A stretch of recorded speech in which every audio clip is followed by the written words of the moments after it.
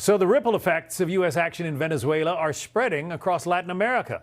Colombia is reinforcing its border with Venezuela, warning of instability and a surge of displaced civilians as questions grow about how the United States will run Venezuela in the interim. Let's bring in Juan Carlos Pinzon, former Colombian ambassador to the United States.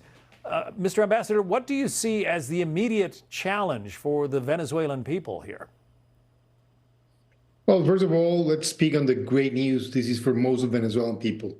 They were oppressed by a dictatorship, essentially a narco-communism regime that was based on crime, international organized crime, trying to promote a very bad idea of communism that at the end really impoverished the Venezuelan people and implied violation of human rights for years, for 2 decades. So it's a very important day for them. But also for my own country, Colombia. From Venezuelan territory, they were harboring for years terrorists from FARC, ELN, and other organized crime structures that were attacking Colombia, attacking Colombian people, and creating instability in our own border, in our own territory. So I think it's important for Latin America, it's important for the region. Now, I think that the United States will hold a transition. I think it's very important to have a peaceful transition. I think every democratic force in the region should support that transition. Let's hope that those that still are related to the regime leave power, allow a transition to happen via some kind of government junta or government organization that stabilize the country. And then I hope to see, as soon as possible, those that were democratically elected by the people of Venezuela, so democracy can go back and this country can be reconstructed.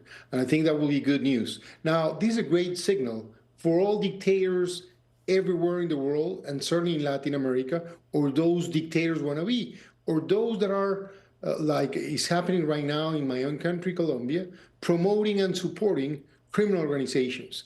That's unacceptable. This is a clear message that something like cannot happen.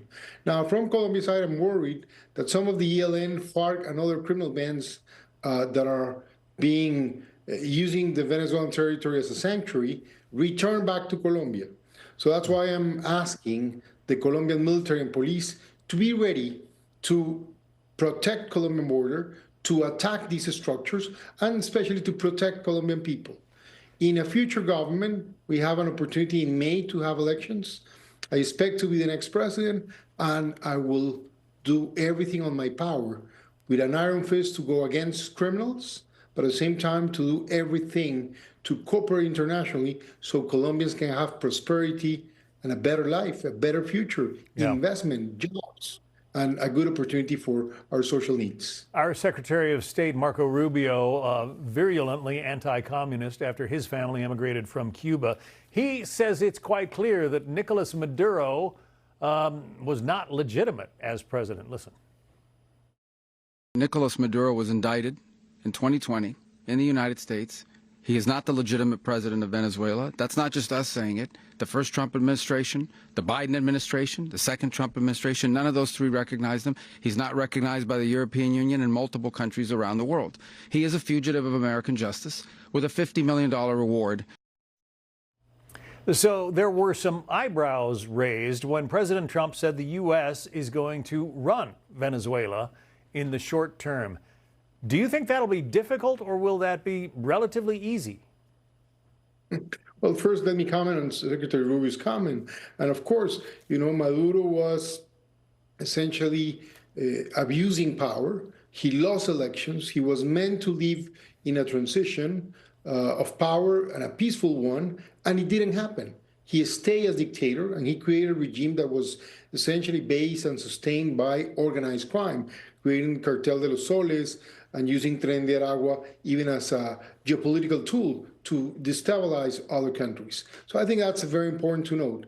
Now, can the U.S. run Venezuela or not? Well, I think it will be a lot better if the U.S., as President Trump probably said, will work with Venezuelan people, with Venezuelan leadership, to reestablish stability in the country, to recover the country, and certainly sometime from now, we really have to see an operational democracy back in Venezuela. That'll be a great news for Venezuelans, for the hemisphere, for democracy and freedom worldwide. Former Colombian Ambassador Juan Carlos Pinzon, we appreciate your time today. Thank you. Hey, Sean Hannity here. Hey, click here to subscribe to Fox News YouTube page and catch our hottest interviews and most compelling analysis. You will not get it anywhere else.